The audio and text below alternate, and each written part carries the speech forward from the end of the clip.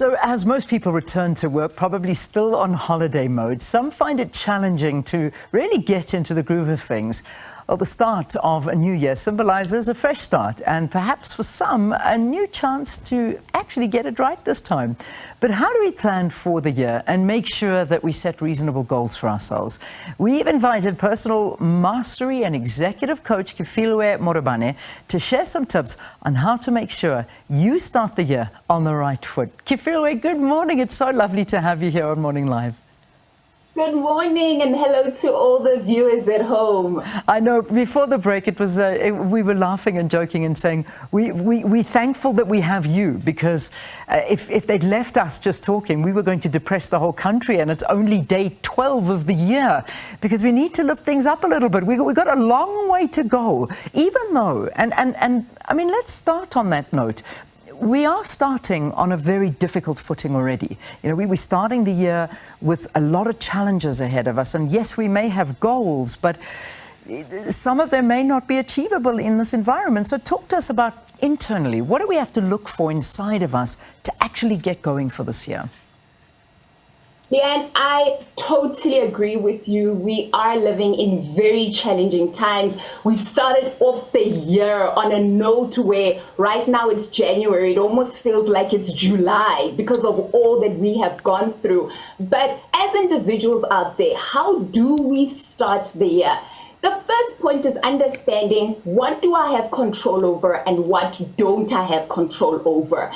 And with that, you need to set that vision for yourself. Understand, what is it that I want to achieve? What are the things that I want to do in this life?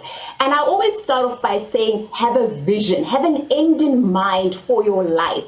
And with that vision, it is going to inspire you, it is going to invigorate you, and also encourage you to have something to look forward to in the midst of all the challenges that we are facing.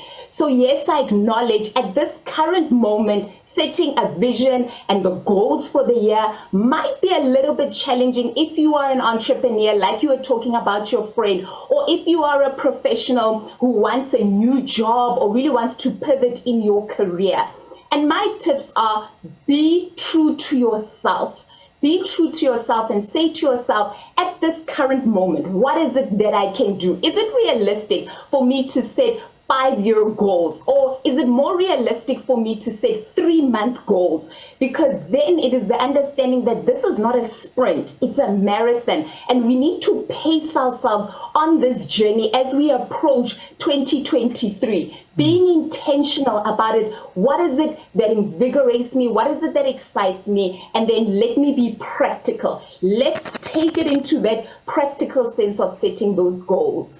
We talk about goals, and I mean, some people have massive goals. Some people know what their goals are and want to achieve them. There are a lot of people that actually don't know what their goals are, and they find it very difficult inside them to say, well, you know, what is my goal? What is my purpose? Who am I? What am I doing here? What is 2023 all about? And you kind of ask yourself these questions, and then before you know it, it's December 2023 and you still haven't done a thing. Where do you begin? Where do you begin to find the goal and perhaps at the same time the purpose in who you truly are? That is such a good question. I would say you need to take time out and have a meeting with yourself.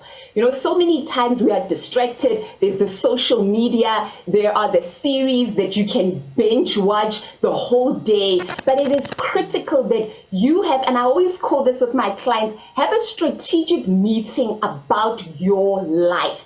And with that, you are going to have to distance yourself from all those distractions.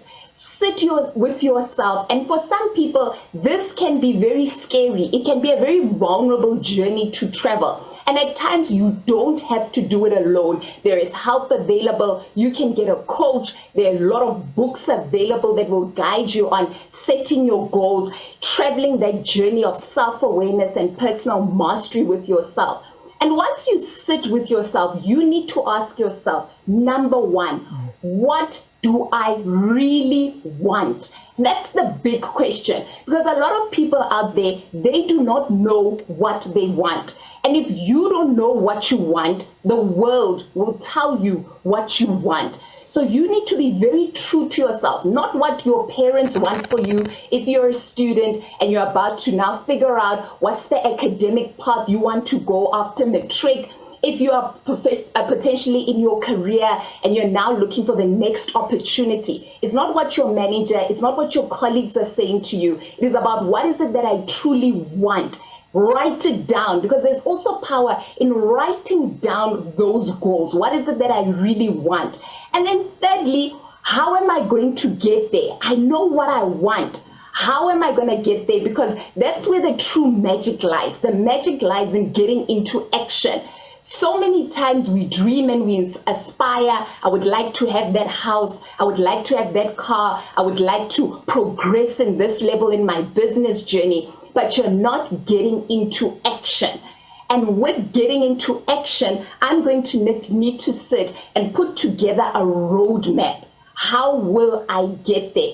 Do I potentially need to upskill myself at a skills level? Maybe I have a shortage. If I'm an entrepreneur, I want new business. I struggle with pitching. I struggle with approaching new clients for business. How do I then grow in that skill set? If you're looking to grow in your career, for instance, have I updated my profiles on relevant platforms so that recruiters can know that I'm looking for a job? Because if you don't communicate your aspirations, no one will know. And then thirdly, it's about having that community that can keep you accountable to that goal. So having a friend, having a mentor, having a sponsor, somebody who is influential and has possibly traveled to the path that you aspire to travel, and say to them, let's have a cup of coffee. Please, can you guide me? How did you do it? You'd be surprised how so many people are available out there who can help you and can guide you. So those are some of the tips that I would encourage the viewers out there. If they're not sure about what is it that they truly want, what are their goals, sit with self and have that strategic meeting with yourself. And those small goals, which is important. I mean, you also need to. I mean, you can even start smaller than that. And I mean, I know we spoke about a 3-month goal, but I mean, you know, as much as you sometimes need to give those personal goals. You know, there's some people that perhaps say, okay, I've had a big December, I had a big drinking month. Let me give up for a month and let me take it day by day and not do that and clear my head, because, you know, sometimes these are the kind of things that you need. I've eaten a lot. Let me maybe just for a month clean out my system and take those little things and then, you know, take it from there and see how it goes. Because as much as we say we want the big house and the car and all of that, we also want to fit into the small clothes and have those clear minds. But we need to help our bodies see clearly. And that's I also think a thing that perhaps we don't do enough, is that we don't look after ourselves. It's so easy to distract ourselves with the noise, which you mentioned in your answer right at the beginning, switching on a Netflix series, just blocking out your problems and watching things and distracting yourself on social media and not actually sitting down and focusing on who I am and what I need to achieve, instead of watching this noise, which is important. But in and amongst all of this, and this, I suppose, as we wrap up, we've got literally a minute left. But, you know, this is a year where people, they want to achieve something of themselves and they want to build or perhaps, you know, leave something behind. But how do you find your purpose? How I suppose it's a big question, but what is it inside you that you need to look for in order to live out that dream? Such a good question. So the reality, Leanne, is that all of us are here on this earth with that purpose. We've come out of this pandemic, and there is a reason why all of us are still here. And that purpose is that thing that comes naturally to you. What is it that you enjoy doing? What do you do with the least amount of effort? That is your purpose. You don't need to complicate it. It's the thing that you do with the least amount of effort that really brings you joy. I always say to my clients, what's the thing that you would do even if you wouldn't get paid for it? That's where the purpose lies. Or most importantly, what's the thing that you would do if you were not afraid? And find that. And for some people, you might have your job that you might not be living in your purpose at the moment in your job. You don't necessarily have to focus on that. You can also do it part-time. You can do it over weekends. That's how you find the purpose. Leanne, I do also want to mention the point you mentioned around the incremental and the personal goals as well. It's also important, in addition to setting those personal goals, that you are kind to yourself. Indeed. Please be kind to ourselves on this journey. It doesn't mean if I didn't achieve the goals last year, I won't be able to achieve them. Kefilwe, I have to interrupt you. They're going to cut us off, but that is a very important point to leave it on. It really, really is. I think you've given us some awesome food for thought here. It really is. Kefilwe, thank you. Kefilwe Morobane she's a personal master and executive coach, sharing tips on planning and setting the goals for the year ahead.